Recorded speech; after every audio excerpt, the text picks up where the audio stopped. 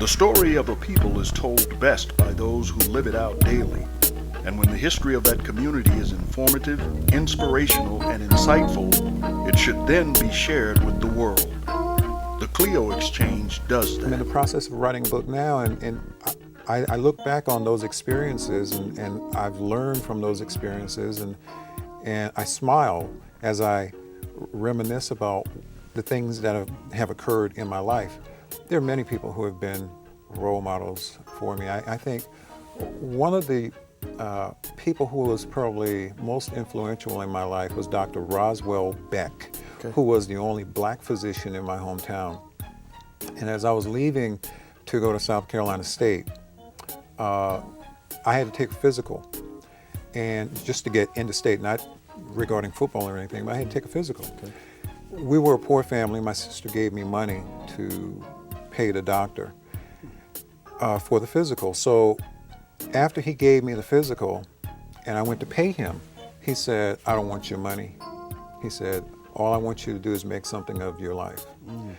And that stayed with me all of my life. Dr. Beck refusing my money and saying, "I want you to make something of your life."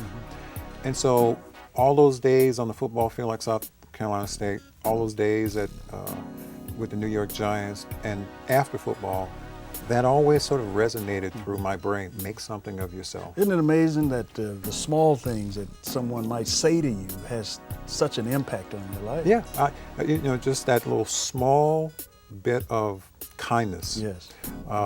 Meant the world to me. And I didn't think about it at the time, but in retrospect, I mean, it was one of the things that really helped to influence me. Tell me about your neighborhood. What was it like? Neighborhood was a solid neighborhood. I mean, it was just a black neighborhood in the South where people looked out for one another. We had a fire, I think, when I was like 5 years old. At your house? At my house, and we were burned out. And I remember people coming around bringing clothes and just, helping the family. And when there was something that needed to be done, people just reached out and helped one another.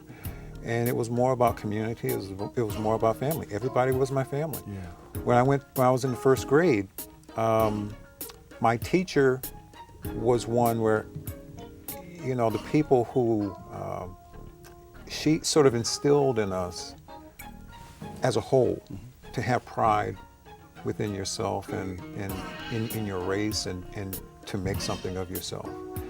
And so it was one of those things where we were all a community.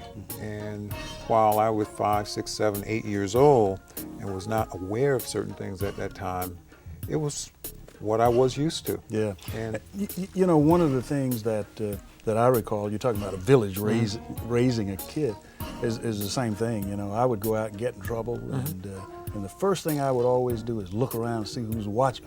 Yeah. If there's anybody in the crowd that I know, I would then understand the kind of beating I was going to get when I get home. Yeah. Now at Wilson High School, you were athletically inclined then as well.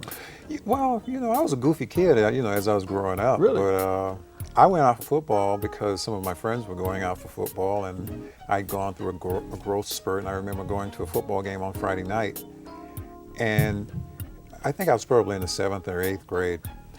I went to a football game, and I'm standing there, and the players are walking off the field, and they were sweaty and stank and bloodied and everything, and the girls were flocking up to the football players, and I thought, wow, I want to be a part of that, But I went out for the football team, and the first time I went out for the team, I quit. And I hated the taste of quitting so much that I went to the boys' club, and I started playing football at the boys' club. And I think that experience sort of took me to the next level of what I needed to do, how disciplined I needed to be to make it. And when I went back my 10th grade year, no matter what, I was going to stick and stay.